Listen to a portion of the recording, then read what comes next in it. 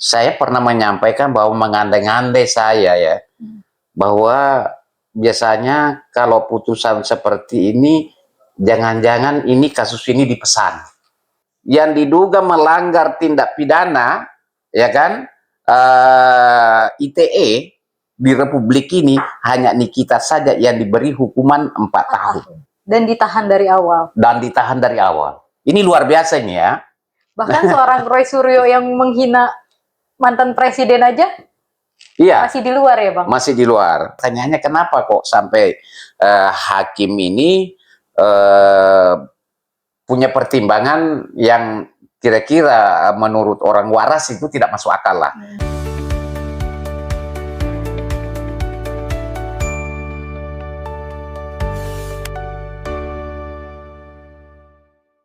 Halo penonton Ray-Ban Entertainment, balik lagi sama Anggita di sini. Hari ini kita bakal bincang-bincang dengan pengacara dari Nikita Mirzani, yaitu Bang Andi Syarifuddin.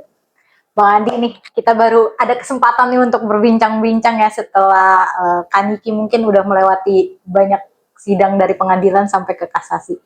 Mungkin sejauh ini udah sampai mana sih Bang proses hukumnya? Kan kemarin terakhir udah sidang PK ya Bang? Iya. Baik ya, terima kasih atas pertanyaannya terkait masalah PK-nya Niki ya. Kita tahu bersama bahwa kemarin kita sudah lewati ya, ada proses sidang PK di Pengadilan Negeri Jakarta Selatan. Itu mekanismenya biasanya ketika sudah selesai sidang di sana, itu nanti dalam jangka waktu 30 hari itu penitra ya Pengadilan Jakarta Selatan ini akan mengirimkan ke Mahkamah Agung ya, tentunya kepada hakim PK ya kan, namanya berita acara hasil PK. Nah itu kan nanti tembusannya kepada Kejagung dan juga ditembuskan kepada Nikita selaku pemohon. Seperti itu dalam jangka 30 hari. Seperti itu. Oh, berarti dalam musyawarah hakim ini tidak seminggu seperti biasanya persidangan ya Bang, tapi 30 hari ya Bang? Ya, 30 hari itu maksimal, biasanya maksimal.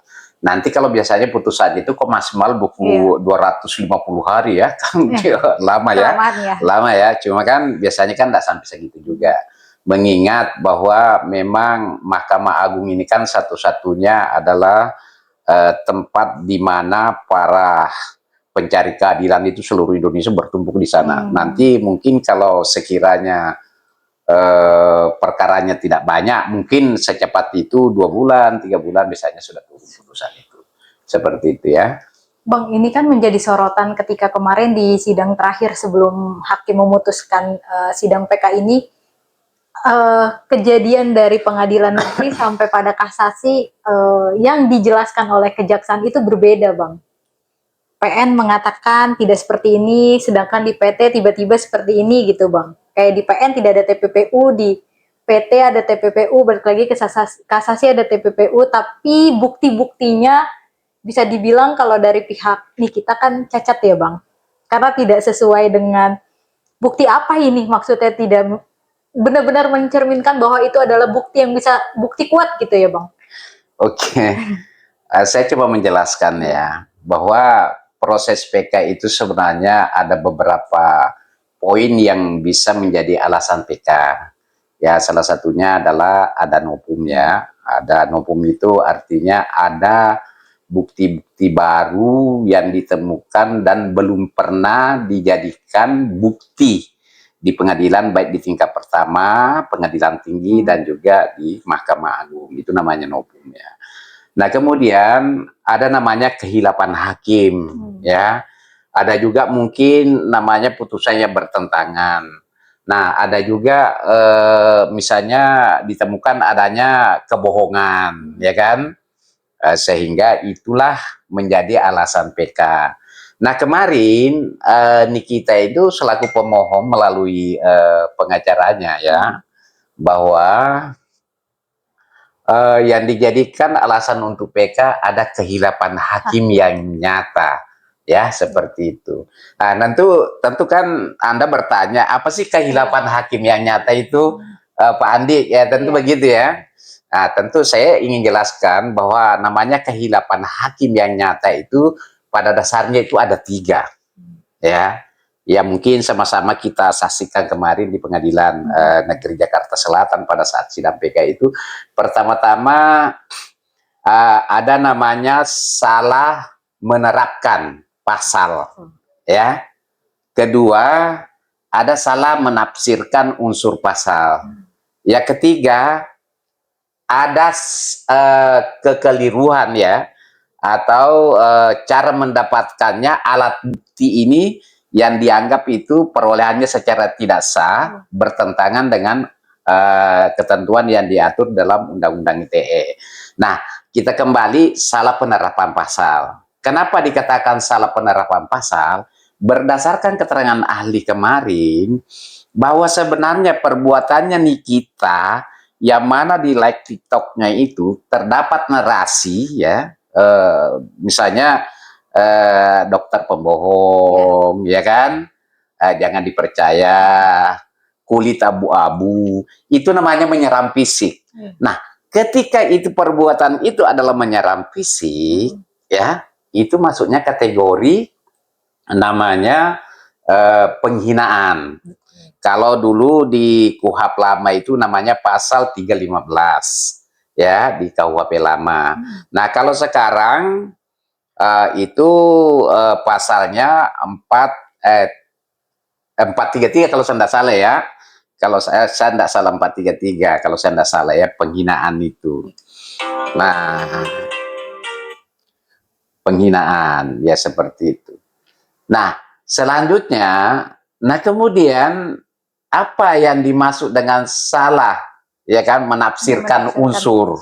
Nah, salah menafsirkan unsur itu bahwa di dalam peristiwa itu tidak ada kata-kata mengancam, ya kan, mengancam akan melakukan membuka rahasia kemudian mencemarkan.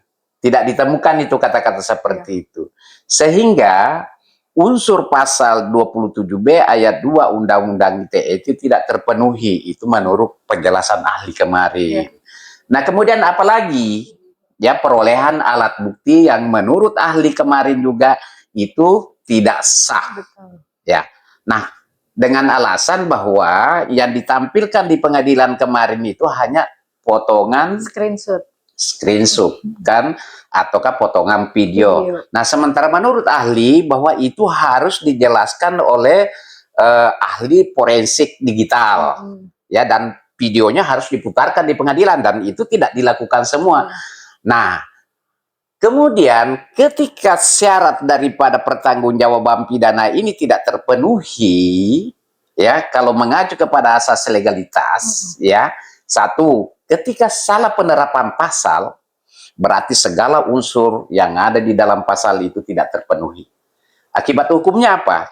Nah, kalau mengacu ke asas legalitas bahwa apabila salah satu unsur pasal, ya, tidak terpenuhi satu atau lebih, maka perbuatan itu bukanlah perbuatan pidana.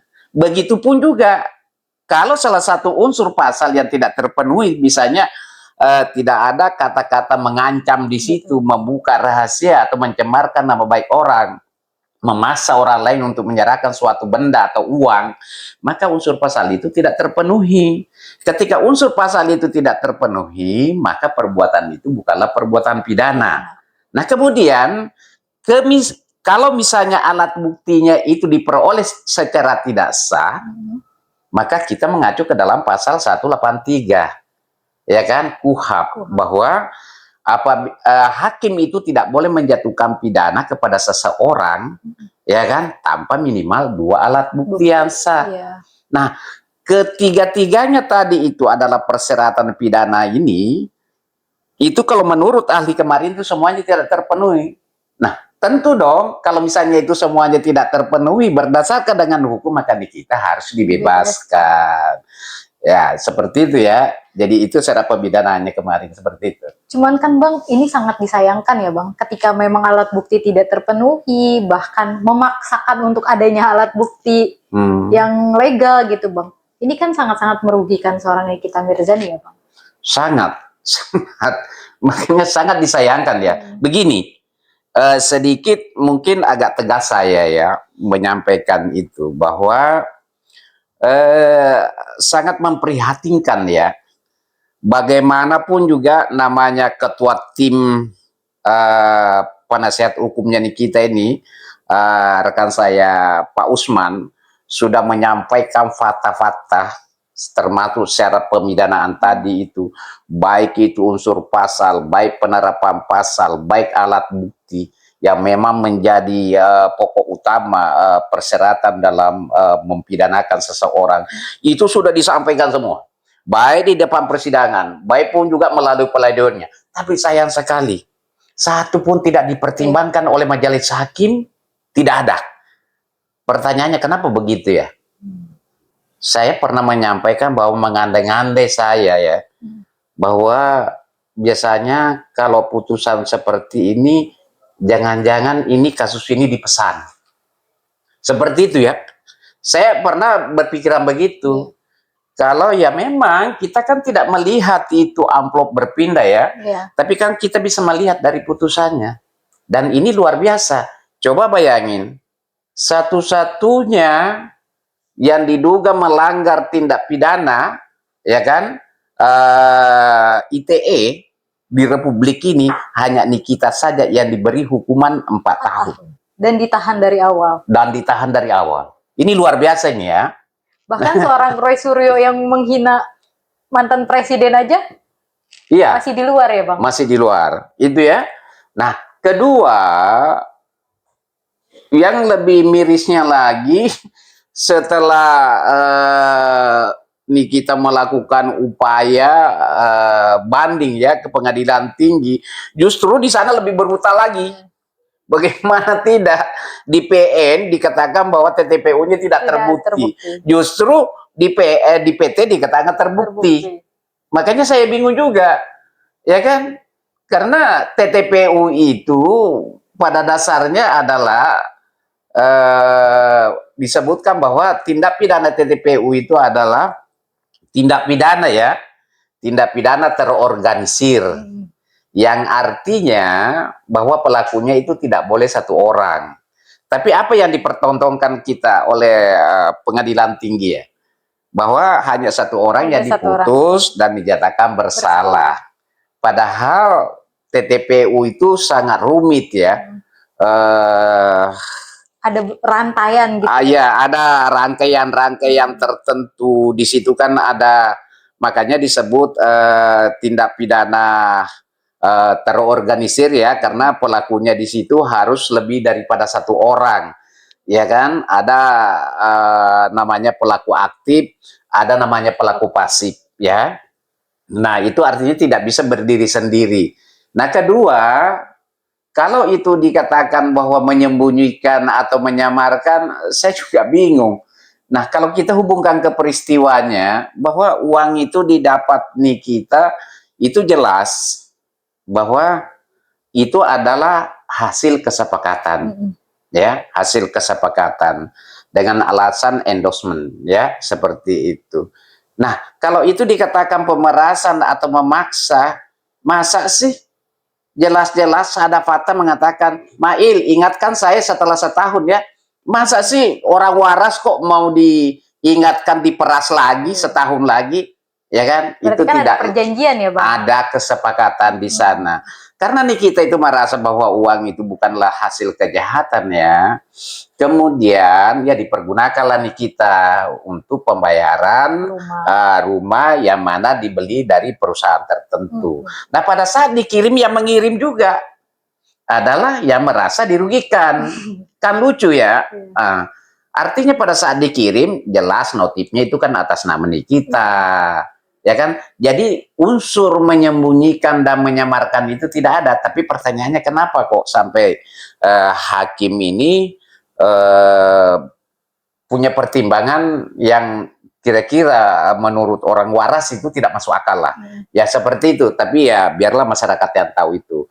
Oleh karena itu, itulah semuanya menjadi dasar kemarin kita mengatakan bahwa diduga keras ada kehilapan hakim dalam putusan kita ini. Nah, harapannya kita Semoga benar-benar hakim PK ya di Mahkamah Agung ini benar-benar mau mempelajari dengan seksama ya kan memori PK yang disampaikan oleh penasihat hukum dan dipadukan dengan keterangan kedua ahli yang dihadirkan oleh pemohon kemarin. Ya, harapannya kita seperti itu ya. Sehingga Nikita bisa diberikan putusan yang seadil-adilnya. Kira-kira gitu. Tapi abang tadi sempat bicara soal ini kayaknya kasus pesanan deh gitu. Ya. Bahkan salah satu anggota DPR Ibu Rieke Diah Pitaloka juga menyebut ini adalah pesan kilat ya bang. Iya. Ya boleh orang itu berpendapat, boleh orang itu atau boleh orang itu beropini, boleh orang itu menilai sepanjang memang itu ada dasarnya untuk menilai. Ya, dasarnya saya tadi menilai apa? Saya melihat dari segi putusan. Kedua, semua fakta-fakta yang disampaikan oleh penasihat hukum, yaitu tim hukumnya Pak Usman, sama sekali tidak dipertimbangkan. Dan kedua, putusannya ini kok sungguh sangat berlebihan. Bagaimana seseorang pelanggar undang-undang ITE baru kali ini dalam sejarah diberi hukuman 4 tahun. Ya, seperti itu. Nah, kedua, ketiga ya, ketika ini Nikita ini melakukan upaya banding karena merasa hukumannya ini tidak sesuai ya, sehingga justru malah diperberat. Makanya tadi saya katakan bahwa diduga keras bahwa memang kasus ini sengaja dipesan. Ya mungkin sama dengan siapa namanya ini anggota DPR ini kan memang kan beliau tidak ada salahnya juga, dia kan adalah pengawasan ya, boleh dong dia mengamati ya bang, dari mengawati dan lain sebagainya. Karena saya pikir bahwa ketika semua orang itu merasa bukan persoalan mau kasihan Niki dan lain sebagainya, tapi kalau semuanya adalah penegak hukum benar-benar mau menganalisis kasus ini, pasti mereka berpendapat ini tidak wajar lah. Kira-kira begitu ya. Banyak juga yang akhirnya bilang, apa Niki bener ya ada di tahanan atau enggak. Tapi ternyata kemarin muncul nih bang, kalau dia mempromosikan fasilitas telekomunikasi nih bang. Kan tiba-tiba muncul sehat, ceria gitu kan. Jadi gini, ini kan makanya tadi saya bilang orang itu bebas-bebas saja berpendapat, bebas atau bebas beropini atau bebas menilai sepanjang itu artinya ada dasar ya yang bisa menjadi pertanggungjawaban kita. Karena menilai itu kan tidak bisa dipidana, berpendapat juga tidak bisa dipidana ya, seperti itu. Jadi boleh kita berpendapat sepanjang itu bisa kita pertanggungjawabkan. Nah, ketika ada orang mengatakan bahwa Nikita itu tidak ada di dalam dan lain sebagainya, itu kan pendapat orang. Ya mungkin ada dasarnya, mungkin ada bisikan dan lain sebagainya, tapi faktanya ada di dalam dan sehat ceria ya. Kenapa sih sebenarnya Nikita santai aja? Karena dia merasa memang sampai hari ini Nikita itu merasa tidak bersalah. Dan justru Nikita sendiri menyampaikan bahwa kayaknya saya ini ada yang pesan. Ya, saya ini benar-benar ada yang pesan kasus saya ini sehingga saya seperti ini. Ya, seperti itu ya. Bang, setelah ini menjadi banyak yang bilang kasus Nikita begitu rumit, padahal hanya membahas soal skincare dan segala macam. Ini juga pesanan, dan bahkan nanti kalau misalkan di PK ini dinyatakan diputus bebas gitu. Apa sih bang sebenarnya yang Nikita mau lakukan lagi di luar setelah bebas ini? Ya, apa dia akan mengajukan gugatan karena kemarin dia tidak terima bang? Ya tentu begini, kalau persoalan masalah dia diputus bebas itu kan sudah diatur di dalam KUHP ya, namanya rehabilitasi dan lain sebagainya. Ya kalau misalnya dia bebas, dia juga bisa melakukan gugatan. Tapi kan saya pikir itu nantilah. Ketika misalnya memang Niki nanti misalnya dibebaskan ataukah bagaimana, langkah-langkahnya itu kembali kepada Nikinya sendiri. Ya mungkin dia sudah punya program-program tersendiri bahwa apa yang ingin dilakukan untuk membersihkan nama baiknya dan lain sebagainya ya. Karena Niki itu termasuk orang yang cerdas. Betul. Kalau menurut saya sih, saya melihat ini orang yang cerdas dan begitu kuat. Dan memang dia sifatnya adalah petarung.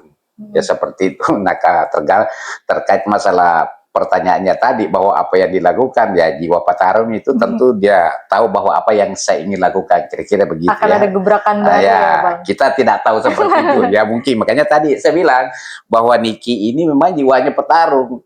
Ya, terkait bahwa ketika nanti dia keluar, apa yang dia lakukan, ya kembali lagi saya bungkam bahwa dia ini adalah orang cerdas. Iya.